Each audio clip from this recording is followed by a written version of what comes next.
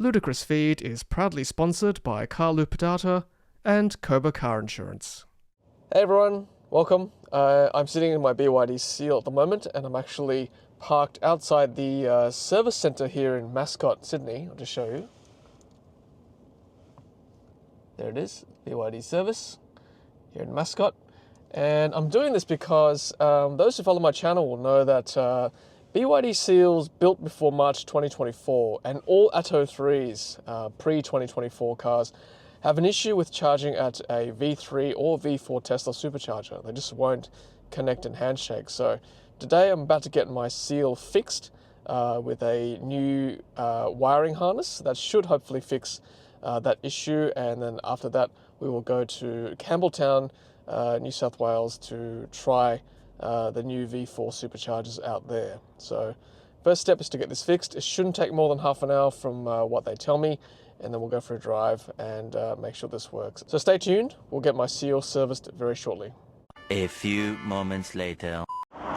Okay, so as promised, that only took half an hour, and it was both a hardware and software update. I'll talk about it a bit more when we get to Campbelltown to test out to make sure it works at a V4 supercharger, so stay tuned. Okay, so we're going to drive out now to the Campbelltown Catholic Club, which is where the Tesla superchargers are located. It's about half an hour away. Should get there by 10:30. Let's head out. Okay, so here we are at the Campbelltown Catholic Club, and there are a whole bunch of Tesla superchargers that you can see on the right-hand side as we drive in. So we will charge up and to make sure our BYD Seal works. So stay tuned.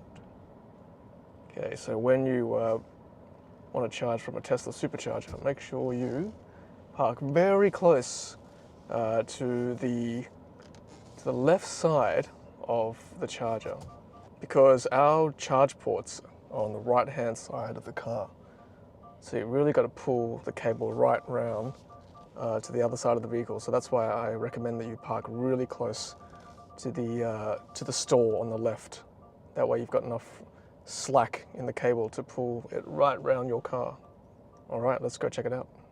Okay, so here we are at Campbelltown, and it says 9 of 12 stalls available. So let's press charge here.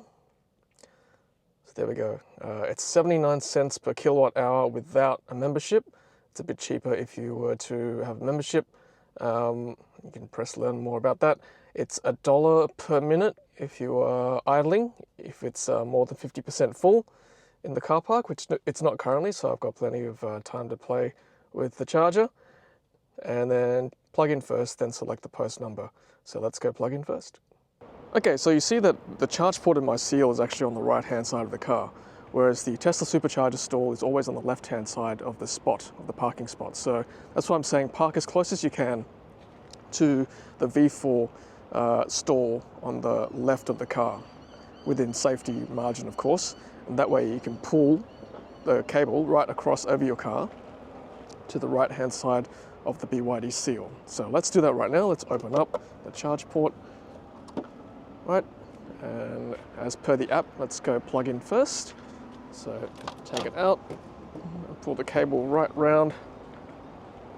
Okay, so even with my parking job, I need to move my car forward because the cable still cannot reach to the other side of the car. So let me readjust my vehicle so that the rear of the car is more in line with the stall. So 1 second. Okay, so you can see that I've stretched the cable right around over the vehicle because I've parked my car now more in line with the stall, and you can see the cable is now resting onto my boot, which is fine, but it's definitely plugged in. There's enough slack in the cable as well. So let's get this going. Okay, so I'm in stall 4B. Let's have a look at the app. Okay, so let's scroll along to 4B. Got my credit card set up there. So 4B. All right, let's press start charging. Fingers crossed. I can hear a noise in the car. I heard a click, initializing charging. It may take up to 1 minute to start charging.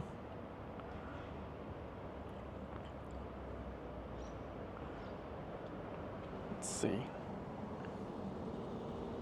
I can hear good noises. There's some whirring going on. Hey, presto, look at that. It's working. 50% state of charge of my car currently. getting a charging rate of 108 kilowatts. That's not bad for 50% of the vehicle. And duration there, energy delivered and charging fees. So we will let this run for a little while, and then I'll go to the car and have a look to make sure it's working as well. You can definitely hear some whirring coming from the stall as well. This is all good news, everyone. I'm very happy that my Seal can charge from a V4 supercharger. Very good news. Now these stalls technically also have a credit card reader, but it's not activated as yet for the time being. You've still got to use the app. Okay, so inside the car, 106 kilowatts, 48 minutes remaining to get to 100%. And that seems to correlate fairly well with the Tesla app, 108 kilowatts. So not that much energy loss, which is fantastic. I've been charged $2.37 so far after 2 minutes to deliver 3.3 kilowatt hours. So look, I'm pretty happy with the way things are going here. This is fantastic. And like I said, it didn't take very long at the service center at BYD to install that cabling harness. So this is really good news. And this will definitely alleviate a lot of range anxiety, knowing that I can now charge at a Tesla supercharger. All right, so I'll let this run for a little while. I won't stay too long because I don't actually need to top up. I can just go home and charge for a lot cheaper. But I just wanted to do this test for you guys. So look, again, shout out to the team from BYD, a mascot who got this done for me today. It literally took half an hour. That's all it took. Dropped my car off, had a chat with the guys over there, and yeah, half an hour later, they said, you're good to go. Go and test it out, which I did, and it works. It's all good. So it's both a software and hardware update. I'm just looking at the hardware now. It's a cabling harness, as you can see, a pretty robust solution. There it is there, the one side of the cable, and then the other side as well. So presumably that's something they need to replace in the car to make sure that the charging hardware can now be compatible with Tesla superchargers, you can see right now.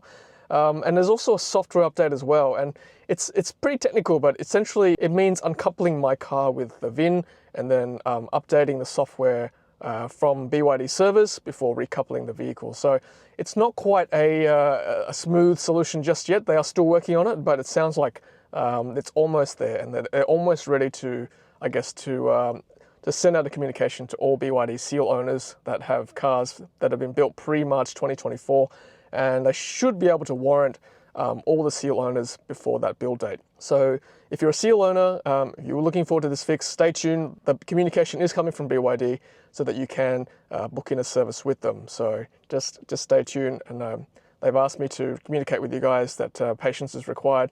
They will get the fix out to you very shortly. As for Atto 3 owners, I did ask about that for you guys. There's certainly a lot of Atto 3 owners pre-2024 build that have got the same issue where they can't charge at a Tesla supercharger. They're working on the solution. It's probably going to be the same or very similar cable harness that has to be rewired in your vehicles. Whether that's warranted or not, they can't confirm or deny just yet. If it is a cost for you guys, it'll be a very small cost, but I think certainly it's probably worth paying for if you road trip a lot. That way you can utilize the Tesla supercharger network, which is arguably the most reliable in Australia. So can't confirm yet whether it's going to be warranted for you guys or whether it's a small cost. But either way, a solution is also coming for Atto 3 owners. So again, they've asked me to convey the message to you guys to be patient. The solution is coming very shortly. But the good news is that this issue is not a problem for BYD Seal owners post-March 2024 build, not an issue for BYD Dolphin owners, it seems to be working for those cars, and not an issue either for BYD Sea Lion 6 for the plug-in hybrid, nor is it an issue for 2024 plate Atto 3 owners. So moving forward, I think the solution will be there for all those affected owners eventually. Okay, so like I said, I'm not going to stay too long. It's still charging at 79 kilowatts, not bad, at 66% state of charge. It's pretty consistent, reliable charge actually, so I'm very glad this is now fixed for my BYD Seal. All right, let's unplug, we're done. It definitely works, I'm happy with it. So how do we stop this? So let's have a look at the Tesla app. Okay, so on the Tesla app, same sort of picture, 66%. I've been charged $11, still going at 82 kilowatts, 14.9 kilowatt hours delivered. 8 minutes have elapsed, so that's pretty impressive really, how fast that is. Let's stop charging. Charging stopped at 10:50. So let's remove this plug. Should just slip out, and it does. Just gently remove that off my car. we go. And just literally just back into the cradle. Okay, there we go, happy days. There it is, Tesla Supercharger now working with the BYD Seal for version 4. And don't forget to put the covers back onto your charge port, something I actually forgot to do once driving the Atto 3. And then cover the charge port. Alright everyone, well thank you so much for watching. You've seen my BYD Seal now work with a V4 Tesla Supercharger. Happy days, I can now do a road trip with much less range anxiety and charger anxiety, knowing that I can use the Tesla Supercharger network in future road trips. So thanks so much BYD Sydney for looking after me, and hopefully they'll send out a communication soon to allow for all BYD Seal owners to be able to get their fix, and also an update for BYD Atto 3 owners as well. Thanks so much for watching. Until the next Ludicrous Speed video, happy charging.